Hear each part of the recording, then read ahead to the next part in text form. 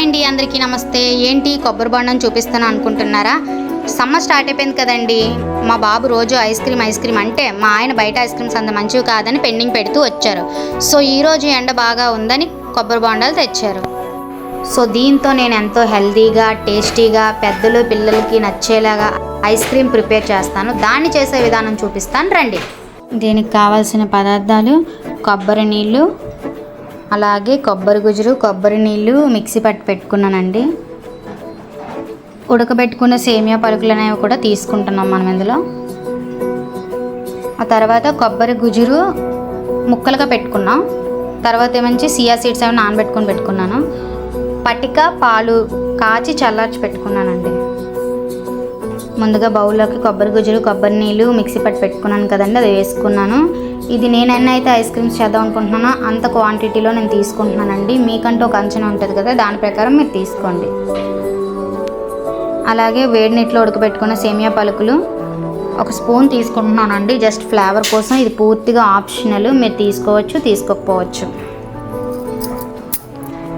And chia seeds కూడా తీసుకున్నానండి, నానబెట్టుకున్నాను. పిల్లలు ఎలాగా మామూలుగా ఇస్తే తాగరు కదా, సో ఇలాగైనా తింటారని.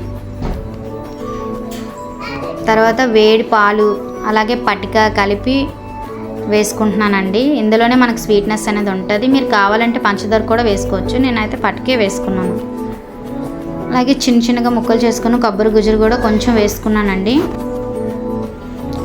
ఈ మొత్తం మిశ్రమాన్ని బాగా కలుపుకోవాలి, అన్నీ కలిగేలా కలుపుకోవాలండి.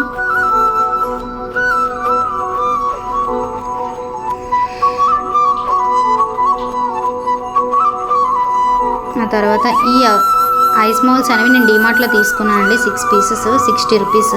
కావాలంటే 8 పీసెస్ 10 పీసెస్ కూడా ఉన్నాయి. ఈ కలుపుకున్న మొత్తం మిశ్రమాన్ని ఈ ఐస్ మౌల్స్లో మనం వేసుకోవడమేనండి. అంతేనండి, ఎంతో సింపుల్గా టేస్టీగా హెల్తీగా పెద్దలకి పిల్లలకి నచ్చేలా నేను చేశాను. హోమ్ మేడ్ రెసిపీ అండి, ఎలాంటి కెమికల్స్ వాడకంట. పిల్లలకి ఇలాంటివి అప్పుడప్పుడు చేసిస్తే ఇష్టంగా తింటారు, అలాగే మళ్ళీ మళ్ళీ చేయమని కూడా అడుగుతారు. ఒకసారి మీ ఇంట్లో ట్రై చేసి టేస్ట్ ఎలాగుందో నాకు కమెంట్ సెక్షన్లో కమెంట్ చేయండి. ఓకేనండి, ఇంతే హెల్తీగా టేస్టీగా పిల్లలకు నచ్చేలా ఐస్ క్రీమ్ సింపుల్గా చేసుకోవచ్చు. 8 అవర్స్ ఫ్రిడ్జ్లో పెట్టాలి. మళ్ళీ నేను మీకు చూపిస్తాను 8 అవర్స్ తర్వాత.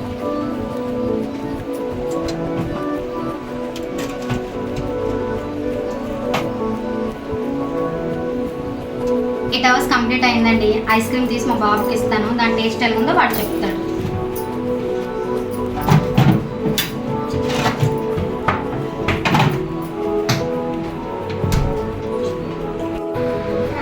డాడీ రమ్మ ఒకసారి కూర్చో.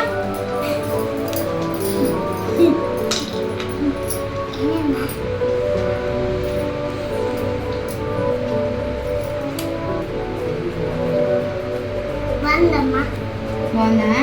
నిజంగా బాగుందా? ఇంతేనండి, హెల్తీగా టేస్టీగా ఎలాంటి కెమికల్స్ వాడకుండా హోమ్ మేడ్ ఐస్ క్రీమ్ చేసుకున్నాను. అలాగే మీ ఇంట్లో కూడా రెడీ చేసి టేస్ట్ చేసి కమెంట్ సెక్షన్లో కమెంట్ చేయండి. అలాగే లైక్ చేయండి, సబ్స్క్రైబ్ చేయండి, షేర్ చేయండి. మరిన్ని వీడియోస్ కోసం బెల్ ఐకాన్ని క్లిక్ చేయండి.